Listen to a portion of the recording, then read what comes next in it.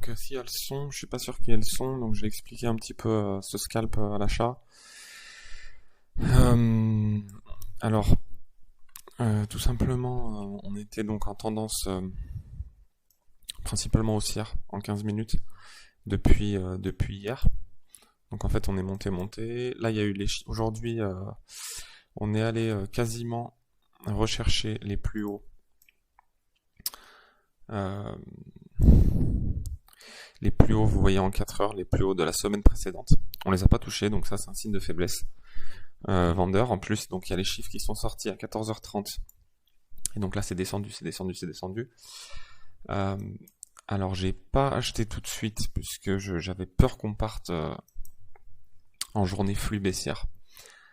J'ai pas acheté ma zone ici de la mid-R1H qui a pourtant très bien fonctionné avec les 26 900 puisque j'avais peur simplement qu'il y ait une accélération plus violente et qu'on aille chercher plus bas. Donc je vois qu'ici ça a bien défendu la centaine. J'ai vu aussi que les 950 ont été bien défendus. Les 27 000, bon il y a eu un léger rebond, mais il y a eu un rebond quand même. Donc en fait il y avait des acheteurs sur à peu près toute la descente. Il y avait des acheteurs. Alors là il faut que je fasse attention. Donc là je me suis mis break-even, hein.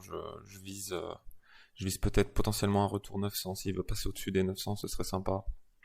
Aller chercher quelques points en plus. Sinon, je me ferai break-even. Donc ce sera pas grave, j'ai encaissé des gains déjà. Des maigres gains, mais bon, c'est toujours bien. Alors là, c'est pas mal. On accélère au-dessus du pivot J, c'est bien ça.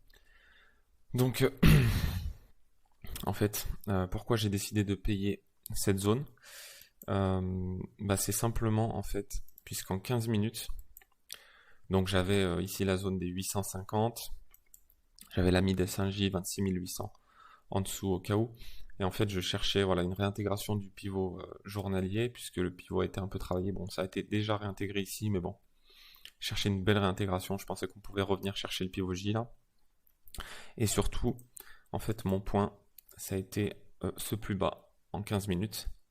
Donc vous voyez, le plus bas en 15 minutes se situait à 26 826 CFD, hein, je suis sur CFD, et on est venu chercher 26 828, donc on est allé 2 points au-dessus.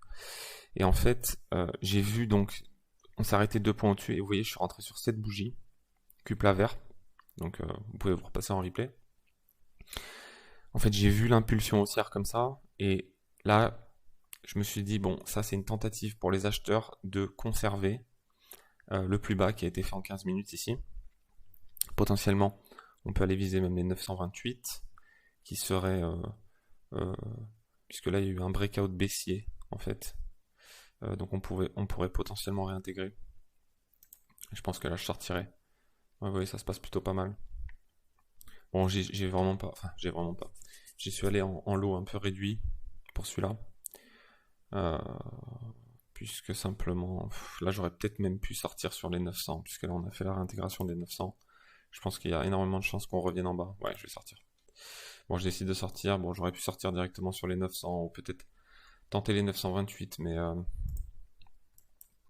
disons que ici, voilà, ça va être une zone de résistance. On est au-dessus du pivot J. On a touché là, on a réintégré la mid-R hebdomadaire, les 900.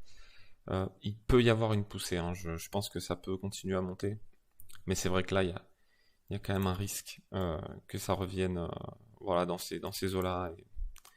Bon, je préfère prendre les bénéfices, et puis de toute façon j'ai autre chose à faire, donc voilà. Donc ça c'était un petit scalp, voilà. Je vais faire une petite vidéo. Donc j'ai pris 39 € ou 40 € à 1 € du point.